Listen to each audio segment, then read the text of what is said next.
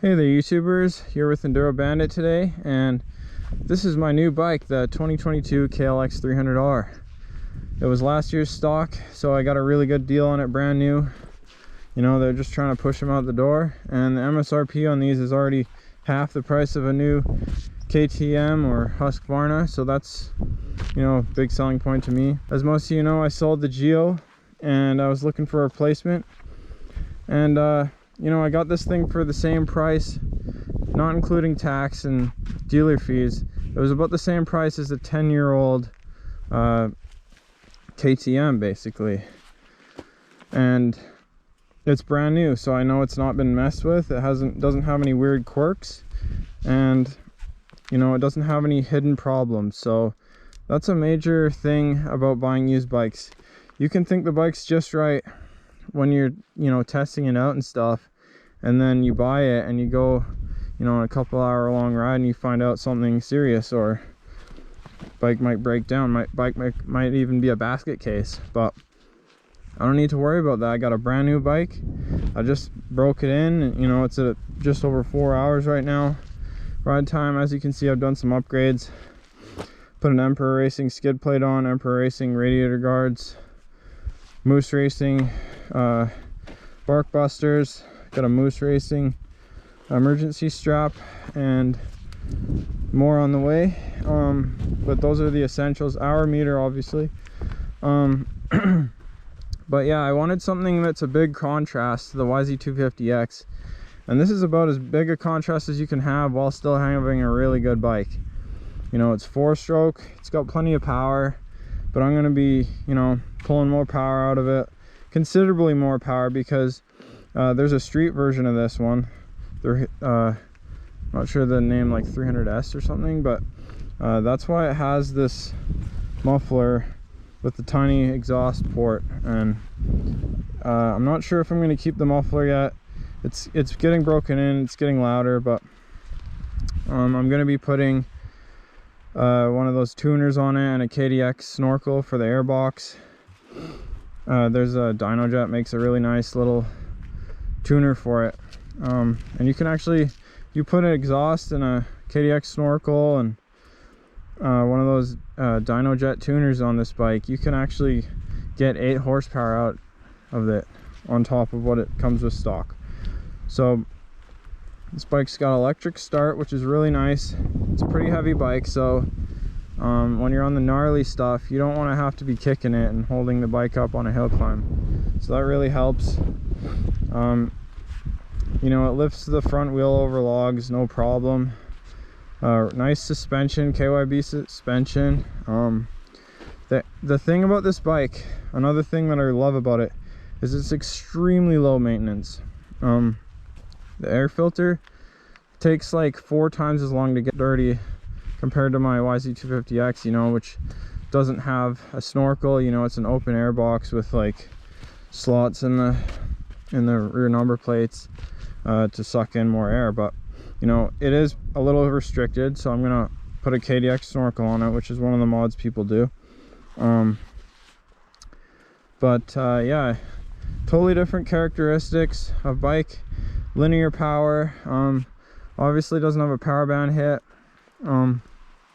but yeah, the suspension's plenty good for the money. Like, this is a really good value bike, you guys. So I'm happy with my purchase, and I hope you guys are looking forward to more videos with this bike on the channel. I'll be doing most of the less hardcore stuff with this bike, you know, like adventure rides, exploring, kind of like how I found this viewpoint. This bike doesn't wear you down. It has a steel frame.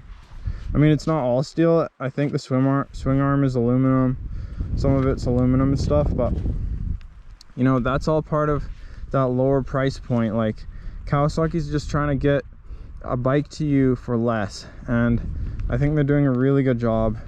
You know, I wouldn't say this is an entry-level bike, but I say if you're a big guy and you can handle, you know, a little bit bigger bike, then I'd say it's a great entry-level first bike.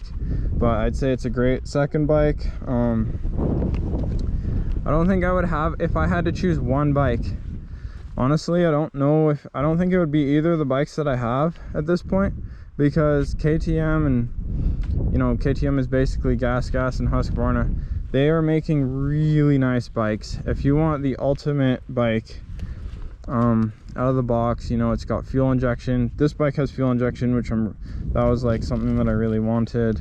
And I'm gonna put a headlight on it, which it's nice to have a battery powered bike when you want to put a headlight on, because then it won't be flickering when the engine's running, it won't be sucking engine power. But anyway, so the KTMs are getting really dialed in. I mean, the YZ250X, the suspension is debatably better still on them, but you know, the suspension's really good on those new KTMs. The gas, they look really good. They're honestly some of the nicest looking dirt bikes out there, and they've got everything you need. They got the power hit, they got, you know, they don't really have the same fun power band that a YZ250X has, but they're better at hard enduro. You know, they've got another gear, they've got a lower first gear and second gear, and well, pretty much all the gears are tighter, but you know, it's still a decent top speed, which that's really important to me. This bike's top speed actually surprised me. I didn't expect it to be quite as fast as it was. I don't have a speedometer obviously, but it was as fast as I was willing to go on the FSR up here. So the YZ250X, I can't actually reach top speed on the FSRs up here, so it's obviously a bit faster. But this is a shorter wheelbase bike.